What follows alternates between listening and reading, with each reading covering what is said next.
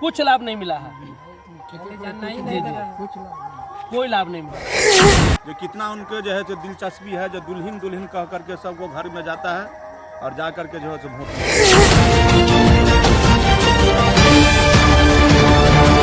नमस्कार, आदाब, सत श्री अकाल, जय मिथिला, जय मिथिला, जय बिहार। मैं आनंद और आप देख रहे हैं मेरे साथ बूढ़ादेव राष्ट्र समाचार।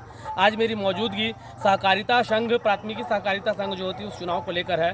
बाधोपट्टी प्रखंड अंतर्गत डामू पंचायत में है। मैं डामू पंचायत के बराबर आप लोगों को दिखा चुका हूँ। यहाँ तीन कैंडिडेट खड़े हुए हैं। पैक्स की अगर बात करें तो प्राइमरी कोऑपरेटिव सिस्टम का जो चुनाव होता है, इसी के तहत में ये चुनाव पूरे भारतवर्ष में लड़ा जाता है और पंचायत में स्पेशली इस चुनाव को बहुत महत्व दिया जाता है, क्योंकि ये किसानों के हक की लड़ाई होती है और किसान अपने मत से एक अध्यक्ष चुनते हैं और वो किसानों की आवाज़ को बुलंद करते हैं। इसी के तहत आज मेरी मौजूदगी डामू पंचायत में, जहाँ पे एक नहीं, दो नहीं, तीन कैंडिडेट खड़े हुए हैं और लगातार 30 वर्षों से एक ही कैंडिडेट इस पद पर विराजमान है। तो उस कैंडिडेट से भी मैं आपको बात कराऊंगा। उससे पहले मैं हम जानने की कोशिश करेंगे कि जो यहाँ पे एक नए उम्मीदवार आए हैं, वो उम्मीदवार अपनी कौन कौन सी आकांक्षाएं और कौन कौन सी विश्वास और कौन कौन सी मुद्दाओं को लेकर इस चुनाव में उतरे हुए हैं। सर, आपका स्वागत है।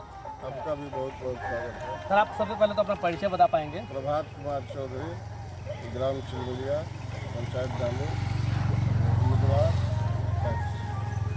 देख सकते हैं प्रभात जी हैं और इस पंचायत से जुड़े हुए हैं। सर, आप बता पाएंगे कि इस चुनाव में आपने क्यों दिलचस्पी दिखाई है? इससे पहले भी आप बहुत सारे समाज सेवी काम में रहे हैं, इसी चुनाव को आपने क्यों इसमें ज़्यादातर दिलचस्पी दिखाया आपको? यहाँ किसान की स्थिति बहुत दयनीय है, गंभीर है। किसान को देखने वाला कोई नहीं है। सरकार भी किसान को नहीं देख पा रही है और यहाँ जो वर्तमान में पैक्स के सदस्य हैं 30 वर्षों से, और सरकार के द्वारा 30 वर्षों से है लगातार, 30 वर्षों से हैं और लगातार उसी पद पे विराजमान है। उसी पद पर विराजमान है जी। और सरकार के द्वारा जो दिया गया संयंत्र है उनका दुरुपयोग करते हैं। ज़्यादा पैसे लेकर के किसान का जोताई कोराई, उसके बाद उचित समर्थन मूल्य नहीं दिया जाता है और विभिन्न प्रकार से किसानों को परेशान किया जाता है। न आज तक खाद मुहैया कराया गया, खाद भी मुहैया नहीं होती, कभी जबकि सरकार के द्वारा सर कहा जाता है कि यहाँ पे जो खाद है उचित दर पे मिलेगा। आप बॉर्डर से इलाके सटे हुए क्षेत्र से रहते हैं तो खाद भी आप लोगों को नहीं मिल पाता है। नहीं मिल पाता है और निकट के बाजार में जा कर के ज़्यादा पैसे दे करके यहाँ के किसान खाद लाते हैं। हम पैक्स अध्यक्ष बनते हैं तो किसान के लिए खाद की व्यवस्था करेंगे। उचित समर्थन मूल्य पर किसानों का अनाज दिया जाएगा, उचित समर्थन मूल्य पर जोताई कोराई किया जाएगा। यह व्यवस्था हम किसान के हित में करेंगे। ये सब काम जो पहले के जो अध्यक्ष है, क्या ये सब काम उनके द्वारा नहीं किया जा रहा है? बिल्कुल बिल्कुल, उनके द्वारा लूट खसूट किया जा रहा है और अभी तक जमे आ रहे हैं। उनके द्वारा कहा जाता है सरकार कुछ नहीं देती। जब सरकार कुछ नहीं देती है, इसमें कुछ नहीं है। वो कहते हैं सब बार हमको व्यापार के दृष्टिकोण से कहते हैं इसमें हमको घाटा लगता है, तो इसको वो व्यापार के रूप से देखते हैं और सभी जगह घूम घूम के कहते हैं इस पैक्स में कुछ नहीं है, इसमें घाटा लगता है। तो घाटा लगता है तो ऐसा काम क्यों करते हैं? तो इस बात को छोड़ दीजिए। छोड़ दीजिए, बिल्कुल छोड़ देना चाहिए। उनका जनता के द्वारा उनको इस बार प्रस्तुत कर दिया जाएगा और हमको चुना जाता है तो अच्छा से अच्छा व्यवस्था हम किसान के लिए करेंगे। देख सकते हैं यहाँ पे कि बता रहे हैं कि जो किसानों को जो उचित मूल्य पे धान खरीद होना चाहिए, वो चाहते हो किसानों का जो फसल बीमा होना चाहिए, किसानों को जो जोताई के लिए हल व्यवस्था होनी चाहिए, ट्रैक्टर व्यवस्था होनी चाहिए, तेल व्यवस्था होनी चाहिए, ये सब सारी व्यवस्थाएं जो है पूर्व के पैक्स अध्यक्ष के द्वारा नहीं दिया जाता है। इसी सब चीज़ों को बदलाव करने के लिए नए मनसा के साथ, नई उम्मीदों के साथ किसानों के बीच में आए हुए हैं प्रभात जी। और सबसे बड़ी दुख की बात यह है कि लगातार 30 वर्षों से अगर वो उसी कुर्सी पर विराजमान है और अगर ये सब चीज़ें अगर ये मुहैया नहीं कराते हैं तो इनका मानना है कि फिर वो इस चीज़ को छोड़ क्यों नहीं देते हैं। दूसरी चीज़ ये कि इस पंचायत में हमने आपको डोर टू डोर कुछ किसानों से भी मिले थे। कुछ किसान हमें ये भी बताए थे कि ये पैक्स क्या होता है, उसके बारे में भी हमें जानकारी नहीं है। सर, इसके बारे में आपका क्या मानना है? क्योंकि कुछ किसान बोलते हैं ये पैक्स चुनाव होता है क्या, हमें आज तक इसके बारे में पता ही नहीं है। आज तक जानने नहीं दिया जो पैक्स क्या होता है। वर्तमान पैक्स अध्यक्ष के द्वारा पैक्स क्या होता है, पैक्स का क्या काम है, पैक्स के द्वारा सरकार के द्वारा क्या नीति चलाया जाता है, एक भी किसान को जानकारी नहीं दिया गया। किसी भी किसान को जानकारी? किसी भी किसान को आप पता कर लीजिए। सर, आप बता पाएंगे आपको पैक्स के बारे में कुछ जानकारी है क्या? आप पहले जो पैक्स जो थे उसके द्वारा आपको क्या क्या जानकारी या क्या क्या लाभ मिले हैं? कुछ लाभ नहीं मिला है। जी जी, कोई लाभ नहीं मिला है।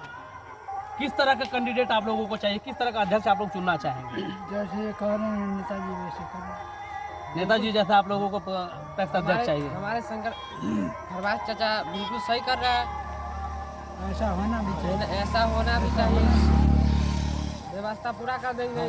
सर आप बता पाएंगे आप कुछ? सही बोले हैं, जो ये 30 साल से जो है से पहले रह चुके हैं, कोई आज तक जो है से किसी किसान को लाभ नहीं दिया गया है। और दुल्हन कह करके सबको जो है किसान को ठकरा है। अच्छा, दुल्हन क्या होता है? दुल्हन के बारे में दुल्हन बताइए। यानी बताइए जी। जो कितना उनके जो है जो दिलचस्पी है, जो दुल्हन कह करके सबको घर में जाता है और जा करके जो है से वोट ले लेता है। 30 वर्ष से जो है से अभी तक लगातार 30 वर्षों से जीत रहा है। न अभी तक जो है से किसी को समय पर जो है से बीज मिला है, न किसी को जो है सो खाद मिला है, न किसी का जो है सो जुताई कराई हुआ है समय पे। अभी भी ट्रैक्टर रोटावेटर सब रखा हुआ है, अभी तक जो है किसी किसान को लाभ नहीं मिला, किसी भी किसान को जी लाभ नहीं। नहीं। सर आप कुछ बता पाएंगे इसके बारे में? आपको क्या जानकारी पैक्स के बारे में? क्या आप यहाँ इस पंचायत से जुड़े हुए हैं, तो पैक्स जो पूर्व में जो है इससे आपको क्या लाभ मिला और किस तरह के लाभ आप चाहते हैं? देखिए, सबसे पहले आपको बहुत बहुत पत्रकार साहब धन्यवाद देते हैं जो हमारे पंचायत में आकर इस तरह की बात आप रखे हैं। तो मैं एक बात मैं पूछना चाहता हूँ, इस पैक्स अध्यक्ष जो वर्तमान के जो हैं, क्या इस डामू पंचायत के एक नागरिक हम नहीं हैं? क्या एक वोट गिराने का मेरा हक सरकार नहीं दिया है? इस देश की नागरिक हम है कि नहीं है? नाम नहीं जोड़ा है, घर में सहारा इंडिया की दुल्हन करके सबको पैसा लेकर गरीब किसान की, और सहारा इंडिया में पैसा बुलाने का काम कर दिया क्या नाम है इसका, इंद्रदेव राय और उसके साथ ही ब्रिजमोहन राय।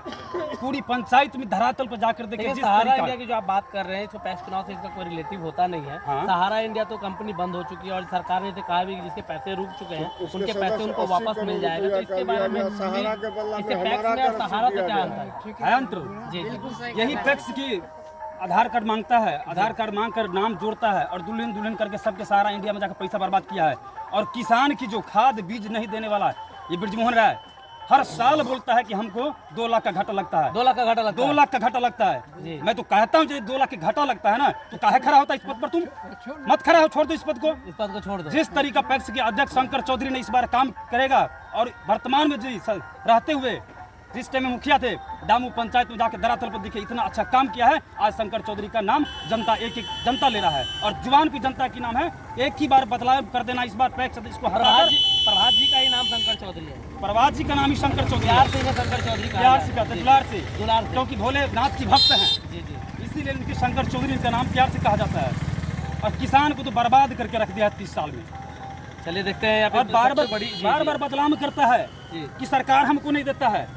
बिहार की सरकार नीतीश कुमार ने जिस तरीका पैक्स अध्यक्ष को खाद बीज गेहूँ चाना इतना बीज देता है, सारा का सारा कालाबाजारी करके घोटाला करता है। और बंगला उनका दिख रहा है, तो आलिशान बंगला जाके देखिए, पूर्णिया में जाके देखिए आलिशान बंगला।